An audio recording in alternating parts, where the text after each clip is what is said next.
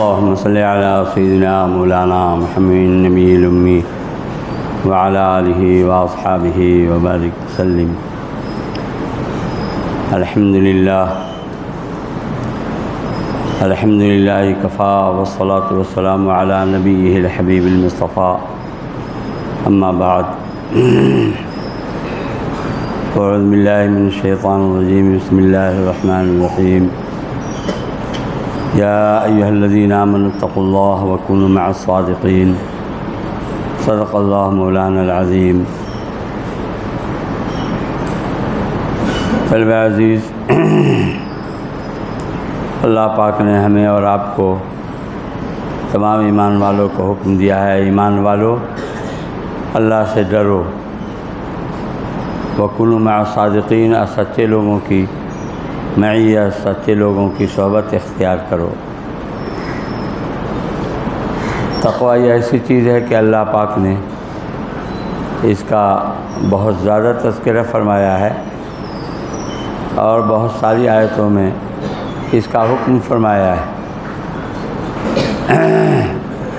بعض جگہوں میں تو ایک ہی آیت میں دو دفعہ فرمایا ہے اتقوا اللہ، یا ایھا الذین آمنوا اتقوا اللہ ولتنظر نفس ما قدمت لغد واتقوا اللہ۔ ایمان والو اللہ سے ڈرو، ہر آدمی غور کرے، اپنے گریبان میں جھانک کر کے دیکھے کہ اس نے کل قیامت کے لیے کیا اعمال، کیا نیکیاں جمع کر لی ہیں۔ پھر فرمایا واتقوا اللہ، اللہ سے ڈرو۔ اللہ کا خوف، اللہ کا ڈر، یہ بنیادی چیز ہے۔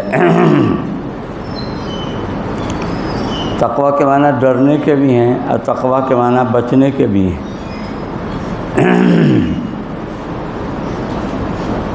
جیسے کہا گیا اتقوا النار، نار دوزخ سے بچو، دوزخ سے بچو، نار دوزخ سے بچو۔ فرمایا گیا یا ایھا الناس اتقوا ربکم، اے لوگو تم اپنے رب سے ڈرو۔ تو تقویٰ کے معنی ڈرنے کے بھی ہیں اور بچنے کے بھی ہیں۔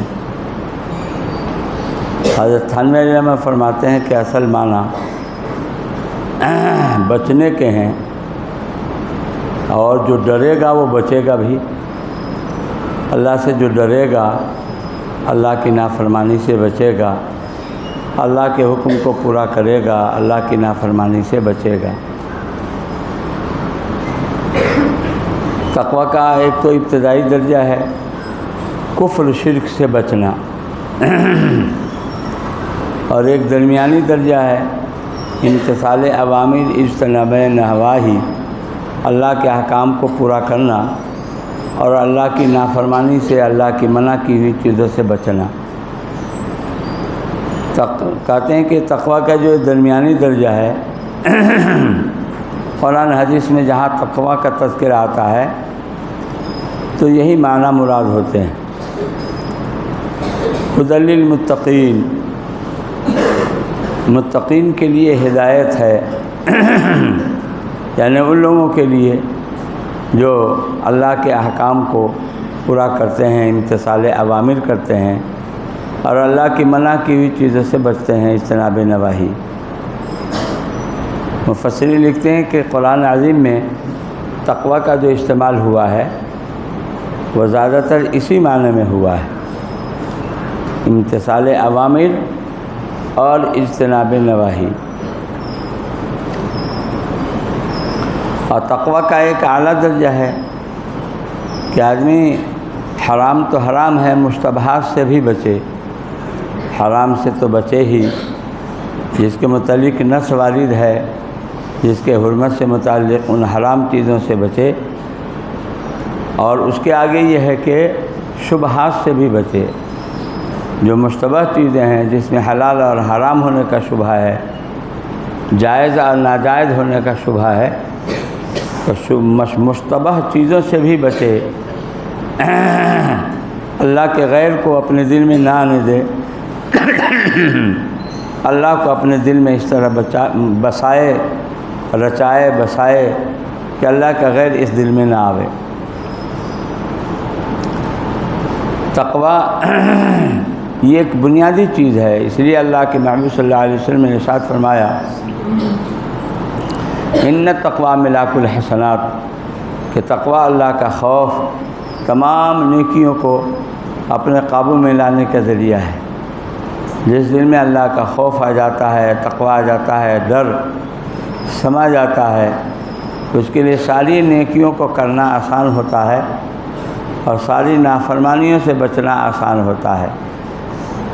خلوت میں ہو کہ جلوت میں ہو، تنہائی میں ہو کہ مجمع میں ہو، انفرادی زندگی ہو یا اجتماعی زندگی ہو، ہر حال میں جب اللہ سے ڈرے گا تو اللہ کے حکم کو پورا کرے گا، اللہ کی منع کی ہوئی چیزوں سے بچے گا۔ کیونکہ جب اللہ کا خوف ہوگا، ڈر ہوگا جی، تو یہ ہوگا کہ اگر اللہ کے حکم کو نہیں پورا کیا تو اللہ کا عذاب آ جائے گا، اللہ کی نافرمانی سے میں نے اپنے آپ کو نہیں بچایا تو اللہ کے عذاب کے گرفت میں، اللہ کی پکڑ میں ہم آ جائیں گے۔ یہ اللہ کا جو خوف ہے یہ اس کو مجبور کرے گا کہ اللہ کے حکم کو پورا کرنا ہے، نماز کی پابندی ہر حال میں کرنی ہے، رمضان کے روزے کا اہتمام ہر حال میں کرنا ہے۔ اللہ نے مال دیا ہے تو زکوٰۃ دینا ہی ہے، اللہ نے استطاعت دی ہے تو حج پڑھنا ہے۔ غرض کہ جتنے اللہ کے اوامر ہیں، احکامات ہیں، ان کی یہ پابندی کرے گا اور اللہ کی نافرمانی سے بچے گا۔ ذہن میں ہوگا کہ اگر اللہ کی نافرمانی ہم نے کی، جن چیزوں سے اللہ اس کے رسول صلی اللہ علیہ وسلم نے منع کیا ہے، اگر ہم نے ان چیزوں کا ارتکاب کیا تو اللہ کا غضب آ سکتا ہے اور اللہ کے عذاب کی گرفت میں ہم آ سکتے ہیں۔ آدمی جو کام کرتا ہے یا تو خوف سے کرتا ہے یا شوق سے کرتا ہے، خوف سے کرتا ہے یا شوق سے کرتا ہے۔ یا تو خوف ہوتا ہے، جیسے بعض موقع پر طلباء پڑھتے ہیں، خوف سے پڑھتے ہیں، سبق یاد نہیں ہوگا تو مار لگے گی، آموختہ یاد نہیں ہوگا تو مار لگے گی، اور یہ کام میں نے نہیں کیا تو مار لگے گی۔ خوف سمایا ہوا ہے تو خوف سے کرتا ہے۔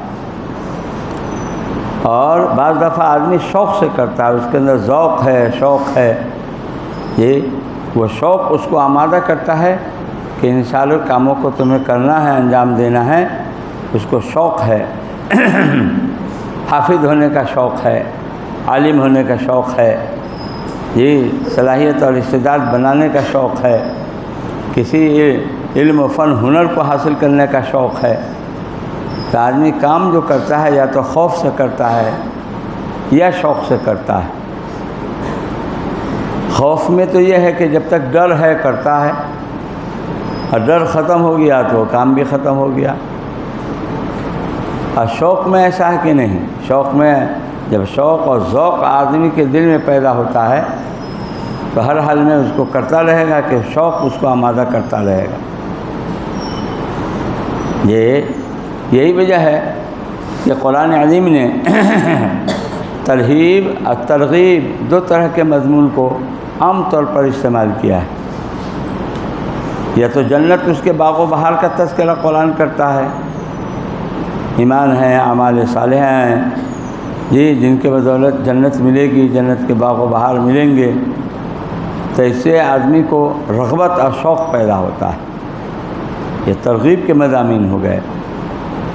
اور کبھی جو ہے ترغیب کا مضمون لایا جاتا ہے، کفر شرک کرو گے تو ایسے اس طرح اللہ کی ناراضگی ہوگی اور اللہ کا عذاب آئے گا، ہمیشہ کے لیے جہنم کے عذاب میں مبتلا ہونا ہو جی۔ تو جہنم اور اس کے بھیانک احوال کا قرآن تذکرہ کرتا ہے تاکہ اس سے ڈر پیدا ہو۔ ترغیب، قرآن میں یہ دو مضمون، ترغیب اور ترہیب، یا تو رغبت پیدا کراتا ہے، شوق ذوق پیدا کرتا ہے قرآن جی، یا یہ کہ خوف پیدا کرتا ہے، کفر کرو گے، شرک کرو گے، اللہ کی نافرمانی کرو گے جی تو جہنم کے اندر سزا پاؤ گے، اور جہنم ایسی ہے، اس کے بھیانک احوال ایسے ہیں۔ تو بات ظاہر حقیقت ہے کہ آدمی یا تو شوق سے کام کرتا ہے یا خوف سے کرتا ہے۔ جی اللہ کا جو خوف ہے یہ بنیادی چیز ہے۔ جی خوف جب ہوتا ہے، اللہ کا ڈر پیدا ہوتا ہے، تو ہر حال میں اللہ کے حکم کو پورا کرتا ہے، خواہ تنہائی میں ہو یا مجمع میں ہو۔ جی اس لیے قرآن نے سب سے زیادہ زور تقویٰ پر دیا ہے کہ جب اللہ کا خوف پیدا ہو جائے گا، پوری شریعت پر عمل کرنا اس کے لیے آسان ہوگا۔ حضرت شاہ اسحاق صاحب محدث دہلوی رحمۃ اللہ علیہ کے ہاں یہ ایک طالب علم پڑھتا تھا، اور پہلے زمانے میں تو مسجدوں کے اندر طلبہ رہتے تھے، مسجد کی خدمت کر کے، اذان دے کر کے، امامت کر کے اپنے کھانے پینے، رہنے سہنے کا، قیام طعام کا انتظام ہو گیا، اور کسی محدث کے ہاں، کسی شیخ کے ہاں علم حاصل کر لیا۔ یہی شکل ہوتی تھی مدرسے کی، باضابطہ ایسی شکلیں نہیں تھیں جو ابھی ہیں۔ تو ایک طالب علم دلی میں حضرت شاہ اسحاق صاحب رحمۃ اللہ علیہ کے یہاں پڑھتا تھا۔ وہ جس محلے میں رہتا تھا تو ایک خاتون جو ہے اس پر عاشق ہو گئی، اور خفیہ طور پر اس نے اس طالب علم کی دعوت کیا۔ یہ طالب علم اس کے یہاں گیا کھانا کھانے، تو اس نے سارے دروازے بند کر دیے، گھر میں کوئی تھا نہیں، اور یہ طالب علم خالی ذہن تھا۔ یہ دعوت کھانے گیا، اور اس نے جو ہے سارے دروازے بند کر دیے، اور اس نے کہا کہ زناکاری یا بدکاری پر اس نے مجبور کیا۔ اب یہ طالب علم بیچارہ گھبرایا کہ اللہ میں اس گناہ سے بچوں تو کیسے بچوں۔ یہ تو اس کے دن میں ذہن میں ایک بات آئی، اور اس نے کہا کہ بہن ایسا ہے، جو تم کام چاہتی ہو وہ کام ہوگا، لیکن ابھی مجھے سخت بیت الخلاء جانے کا تقاضا ہے، قضاء حاجت کا تقاضا، سنداس کی درد ہے۔ تو ادھر گیا، اور پہلے زمانے میں جو کنسٹر اور کنٹر رکھا کرتے تھے لوگ غلاظت پھینکنے کے لیے، یہ سفٹی وغیرہ کا جو اب نظم ہے پہلے زمانے میں نہیں تھا۔ یہ ہم لوگ بھی جب باندھا میں تھے تو یہ کنٹر ہی کا سسٹم تھا۔ یہ یہاں بھی ایسی تھا، کنٹر ہی کا سسٹم تھا۔ تو یہ طالب علم وہاں گیا، اور اس کی ساری غلاظتوں کو اپنے بدن پر مل لیا، کپڑے پر سب پر مل لیا۔ اب گھر میں آیا تو بھائی بدبو پھیلی، پیخانہ پیشاب کی بدبو ہوتی ہے، پھیلی۔ اس خاتون نے اس کو دھکا دے کر کے باہر کر دیا، کہ سارے کمرے کو اس نے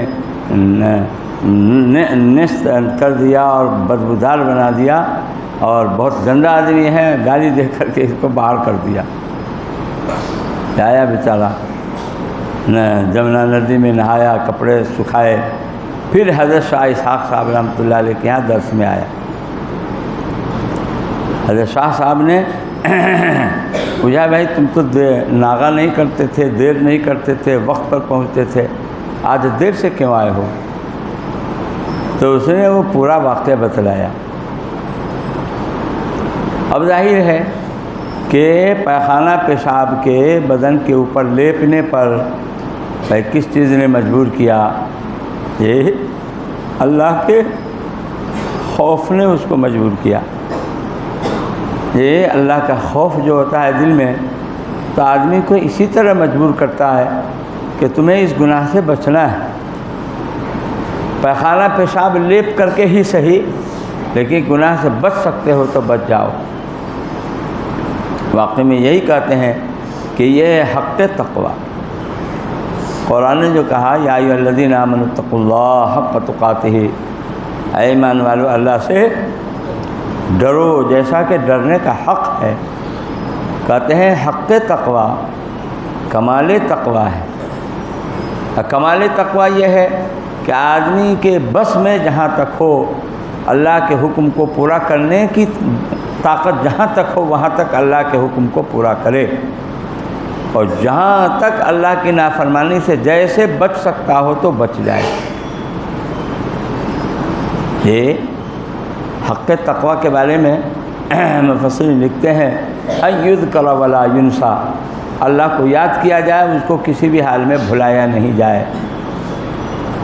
ان یطاع ولا یعصیٰ، اطاعت کی جائے، کسی بھی حال میں اس کی نافرمانی نہیں کی جائے۔ ان یشکر ولا یکفر، اس کی شکر گزاری کی جائے اور اس کی ناشکری نہیں کی جائے۔ یہ ہے حق تقوی، ان یذکر ولا ینسیٰ، ان یطاع ولا یعصیٰ، ان یشکر ولا یکفر۔ یہ تین چیزیں ہیں جس سے تقوی کا حق ادا ہوتا ہے اور کمال تقوی پیدا ہوتا ہے۔ اور کمال تقوی کا یہ اثر ہوتا ہے کہ جہاں تک آدمی کے بس میں ہو وہاں تک اللہ کے حکم کو پورا کرے، اور اللہ کی نافرمانی سے جہاں تک بچ سکتا ہو، جیسے بچ سکتا ہو وہاں تک بچنے کی فکر کرے۔ ظاہر ہے کہ اس طالب علم کے بس میں یہی تھا اور کوئی شکل نہیں اس کو نظر آئی، یہ پیخانہ پیشاب لیپ کر کے ہی صحیح بدن پر، لیکن اپنے آپ کو اس نے گناہ سے بچا لیا۔ یہ ہے کمال تقوی، یہ ہے حق تقوی۔ حضرت شیخ الہند رحمۃ اللہ علیہ کے بارے میں سنا ہوگا کہ حضرت شیخ الہند رحمۃ اللہ علیہ جی جب مالٹا جیل میں تھے تو جمعہ کے دن غسل کرتے، صاف ستھرا کپڑا پہنتے، خوشبو لگاتے، اور جیل کے گیٹ تک جاتے اور پھر وہاں سے واپس تشریف لے آتے۔ شیخ الاسلام حضرت ماں حسین احمد مدنی رحمۃ اللہ علیہ نے ایک دفعہ عرض کیا کہ حضرت جیل میں تو ویسے بھی جمعہ نہیں ہے، اذن عام ضروری ہے نا بھائی۔ ارے جمعہ کے شرطوں میں سے ایک شرط کیا ہے؟ اذن عام۔ ہاں تو گیٹ بند ہوتا ہے تو اذن عام کہاں ہوا؟ تو بظاہر آپ یہ عمل جو کرتے ہیں تو اس کا تو کوئی فائدہ سمجھ میں نہیں آتا ہے۔ تو حضرت شیخ الہند رحمۃ اللہ نے فرمایا کہ میاں حسین احمد اپنے بس میں جو ہے اتنا تو ہم نے کر لیا نا، یعنی ہماری طاقت میں یہ تو ہے کہ ہم غسل کر لیں، صاف ستھرا کپڑا پہن لیں اور مین گیٹ تک تو جا سکتے ہیں، اس کے آگے نہیں جا سکتے۔ اپنے بس میں ہے اتنا تو کر لیا ہم نے۔ یہ ہے یہی کہ آدمی کے بس میں جہاں تک ہو، فاتقوا اللہ ما استطعتم، اللہ سے ڈرو جہاں تک تم سے ہو سکے۔ فاتقوا اللہ ما استطعتم، جی تم اللہ سے ڈرو جہاں تک تم سے ہو سکے۔ استطاعت جہاں تک ہو، طاقت جہاں تک ہو وہاں تک اللہ سے ڈرو، یعنی اللہ کے حکم کو پورا کرو اور اللہ کی نافرمانی سے اپنے آپ کو بچاؤ۔ تو اللہ کا خوف جو ہے یہ بنیادی چیز ہے۔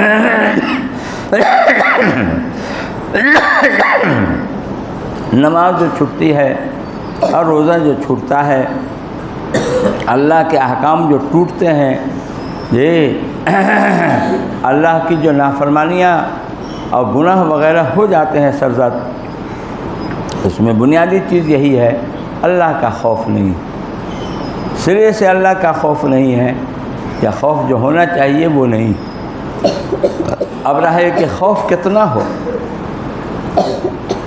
کمال خوف اگر ہو تو آدمی تو بیوی بچوں مکان دکان ساری چیزوں سے کنارہ کش ہو کر کے بھاگ جائے جنگل میں، جیسا کہ حضرت عیسیٰ علیہ السلام کے قوم میں جو ہے رہبانیت تھی، یہ سادھو سنت بن جاتے تھے یہاں کی اس میں، اور رہبانیت اختیار کر لیتے تھے، بیوی بچے دنیا دکان مکان ساری چیزوں سے کنارہ کش الگ تھلگ۔ یہاں تو یہ ہے کہ لا رہبانیت فی الاسلام، اسلام میں رہبانیت نہیں جی۔ تو اتنا خوف غالب ہو، اتنا خوف غالب ہو کہ آدمی کی کیفیت دوسری ہو جاوے اور پھر دنیا و ما فیہا سے بالکل وہ بے خبر ہو جاوے. جی یہ شرعاً مطلوب نہیں، کیونکہ اس سے رہبانیت پیدا ہوگی. اللہ رہبانیت فی الاسلام، اسلام میں رہبانیت نہیں. ہم نے جو ہے 84-85 میں تقریباً جماعت میں گئے. 84 میں تو ہم لوگ احمد آباد سے گئے، 85 میں غالباً یہ میوات کے علاقہ میں. تو جماعت میں ایک ساتھی ایسے تھے کہ جب فضائل اعمال کی تعلیم ہوتی تھی اور جہنم اس کے احوال کا تذکرہ آتا تھا تو اس کی عجیب کیفیت ہو جاتی تھی، کپ کپا کر کے، اور عجیب اس کی شکل بھی بدل جاتی تھی اور عجیب کیفیت ہو جاتی تھی. کبھی ایسا ہوتا ہے دل کا جو کمزور آدمی ہوتا ہے اور خوف اتنا طاری ہو کہ اس کی کیفیت ہی دوسری ہو جاوے، ایسا کبھی ہو جاتا ہے.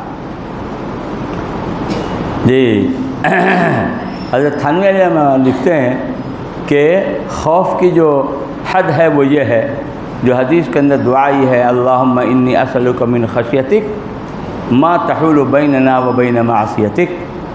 اے اللہ ہم آپ کی ایسی خشیت اور ایسا خوف طلب کرتے ہیں، مانگتے ہیں جو ہمارے اور گناہوں کے درمیان آڑ بن جائے، رکاوٹ بن جائے. یہ ہے خوف.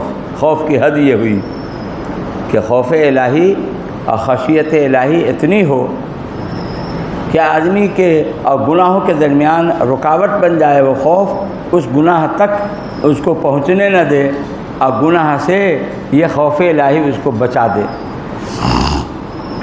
تو حدیث کے اندر جو یہ دعا ہے، اللہم انی اسألک من خشیتک ما تحول بیننا و بین معصیتک، یہ ہے خوف الہی کی حد اور خشیت الہی کی حد. یہ اتنا خوف ہو اور اتنی خشیت ہو کہ آدمی گناہوں تک نہ پہنچ سکے اور گناہ کا سارا سما ہے اور گناہ کے سارے مواقع ہیں پھر بھی گناہ سے بچ جائے. جی اب بے پردگی ہے، عریانیت ہے، جی عورتیں اور لڑکیاں اس طرح ہیں جو ماحول ہے، پھر بھی اپنی نظر پر کنٹرول کرتا ہے، پھر بھی اپنے اوپر قابو پاتا ہے، کنٹرول کرتا ہے. یہ ہے اصل. تو خوف الہی بنیادی چیز ہے. اللہ کا تقوی، اللہ کا خوف، یہ اصل اساس اور بنیاد ہے احکام شریعہ پر عمل کرنے کے لیے اور اللہ کی نافرمانیوں سے بچنے کے لیے. اور یہ تقوی کیسے حاصل ہو، اس کے لیے پھر آگے فرمایا گیا وَكُونُوا مَعَ الصَّادِقِينَ. اللہ پاک ہم سب کے دلوں میں اپنا خوف نصیب فرمائے، اتنا کہ اللہ وہ خوف ہمیں اور تم سب کو اللہ اپنی اطاعت پر آمادہ فرما دے اس خوف الہی کے ذریعے اور نافرمانیوں سے بچا دے.